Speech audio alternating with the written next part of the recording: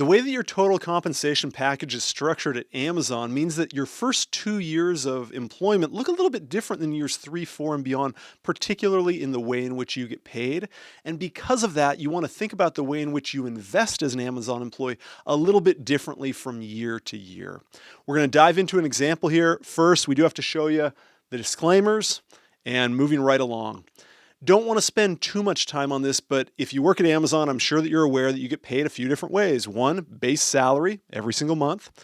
Two, you've got your year one and year two on hire bonuses. And then three, you've got those restricted stock units, those shares of Amazon that vest over time.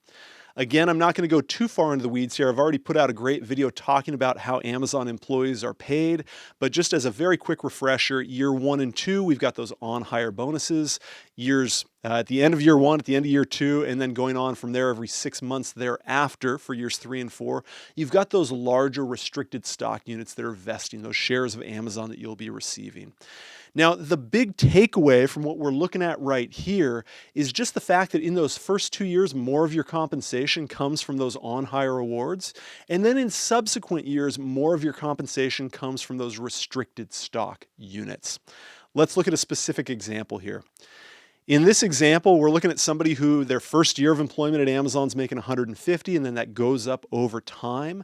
They have a year one and a year two on hire bonus, and then they have those restricted stock units, 5%, 15%, and then really 40% in year three and 40% in year four. It's broken down a little bit differently than that, but as an example, it works here. So again, when we think about the on hire bonus though, that's paid out just like the rest of your base salary is paid out. So if you had a $60,000 year one on hire bonus, divide that by 12, you're getting $5,000 per month. Think of it just like a paycheck, right? So when we think about it as a paycheck, one of the big differences that we notice here is the fact that more of our compensation is fixed and predictable the first couple of years as an employee, whereas in years 3, 4, and beyond, much more of our compensation might be tied to those restricted stock units, and therefore it's going to be variable. So if Amazon stock does well, you're going to do well. If Amazon stock doesn't do as well, that variable part of your compensation obviously won't do quite as well. So what I want to do here is I want to isolate specifically year 2 and 3, because that's where that big jump takes place, where again, in year 2, you've got that on hire bonus still. In year 3, you do not have that on hire bonus. So let's look at a rudimentary example where somebody has a certain number, certain amount of money that they need to spend each year. And, if you're going to do this for yourself, these numbers will obviously differ, and so will the spending figure. But there are definitely buckets that we want to be able to fill up. There are buckets that we want to invest into, like the Amazon 401k, the Mega Backdoor Roth 401k available to Amazon employees, 10% of base salary. I've put out another video all about that.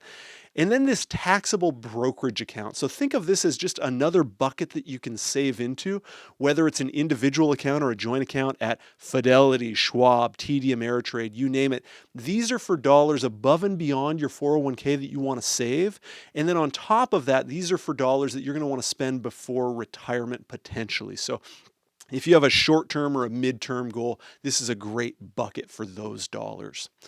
So when we think about year 2, again, we have a lot of this, I'll call it the fixed compensation that we know what to expect, and we're going to save above and beyond our spending figure into the 401k, into the Mega Backdoor Roth 401k, and then we have quite a bit of money available to save into a brokerage account. Now that might be, in this example, something like $4,500 per month that we're able to set aside above and beyond our spending needs.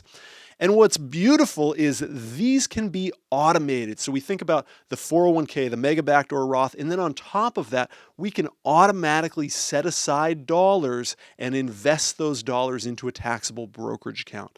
Need to be a little bit more strategic though with those restricted stock units when they vest, because again, that is something that cannot necessarily be automated. You would need to go in, sell those restricted stock units soon after they vested, and then if it made sense for you, then diversify into, let's just say, 10,000 companies rather than just continuing to hold on to Amazon stock and letting that nest egg continue to grow and to grow and to grow, something that we try to avoid.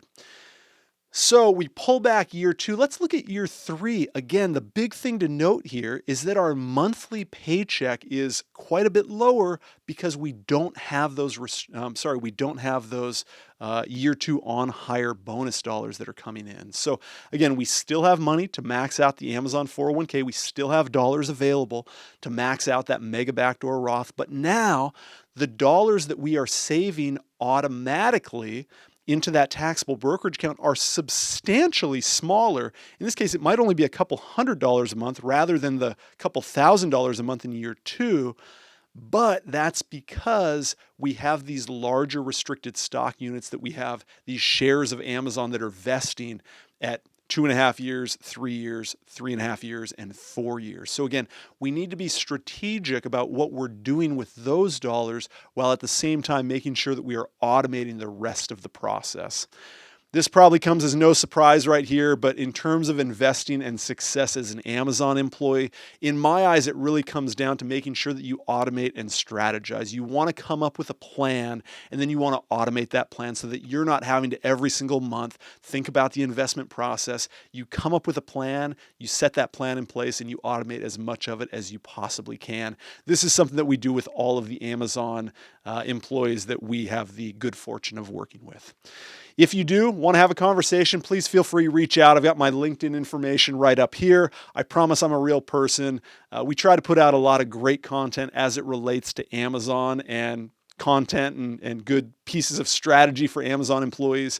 If you do want to talk about your specific situation, again, please feel free, reach out, let me know. And also feel free to explore avioradvisors.com/Amazon. A lot of great information available for you there. Hope this helps and hope to hear from you soon. Cheers.